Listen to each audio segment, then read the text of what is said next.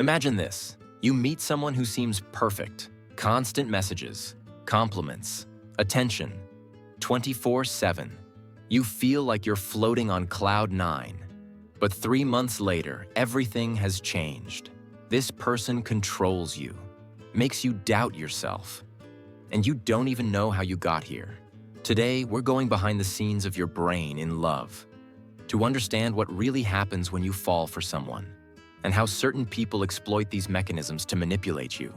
After this, you'll never see love the same way again. Let's start at the beginning. What actually happens in your brain when you fall in love? Love isn't just an emotion. It's a drive, a physiological need.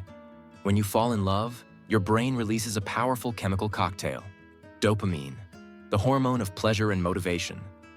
It activates your brain's reward system like a natural drug, oxytocin, often called the bonding hormone.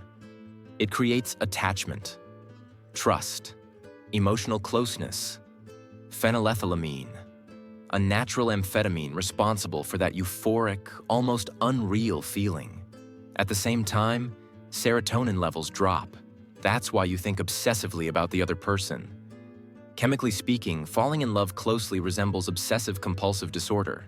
There's something else most people don't realize. Forbidden love feels more intense for a reason. It's called the Romeo and Juliet effect. When obstacles exist, dopamine increases. The harder it is to access someone, the more your brain wants them. It's not romantic, it's biological. But here's the reality. This intense phase doesn't last forever. After roughly 3 years, the brain's receptors lose sensitivity. The feeling of passionate love naturally fades. So when people say, "It's not like it used to be," it's not a failure, it's biology. Now that you understand what's happening in your brain, let's talk about what actually attracts us to someone. Large-scale studies confirm 3 main principles. First, proximity. The more time you spend with someone, the more attraction grows. That's why so many relationships begin at work or at school. Second, similarity. Despite the myth, opposites do not attract. Most couples share the majority of psychological and behavioral traits. Third, reciprocity. When someone shows interest in you, your attraction increases automatically. We are wired for social validation. And this is where things become dangerous, because manipulators understand these mechanisms perfectly, and they know how to exploit them. Let's talk about how love becomes a tool of control. The first technique is love bombing. At the beginning, the manipulator overwhelms you.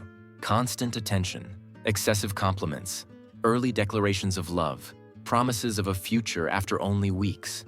Your brain's reward system is pushed to its limit. You become dependent on that attention very quickly. Signs include being placed on a pedestal, talk of marriage too early, and being told you're different from everyone else. The second technique is gaslighting. This is when someone makes you doubt your own reality. They deny events, minimize your emotions, tell you you're too sensitive, or that you imagine things. Over time, you stop trusting your own memory. You begin relying on theirs. The third technique is breadcrumbing. Just enough attention to keep you attached, never enough to feel secure. Inconsistent messages, broken promises, unpredictable presence. Your brain reacts the same way it does to slot machines.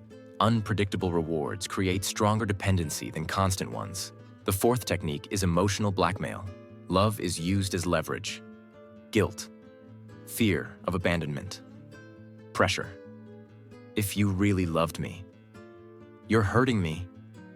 I'll leave if you don't change. You start walking on eggshells, sacrificing your needs to keep the peace. The fifth technique is progressive isolation.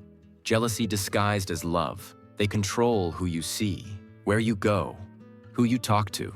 At first, it feels flattering, but slowly, your support system disappears. And by the time you realize it, you feel alone. So how do you protect yourself? First, take your time. Healthy relationships grow gradually. Second, listen to your gut. Constant anxiety, exhaustion, or self-doubt are warning signs. Third, maintain your social network. Talk to friends and family. Fourth, trust actions, not promises.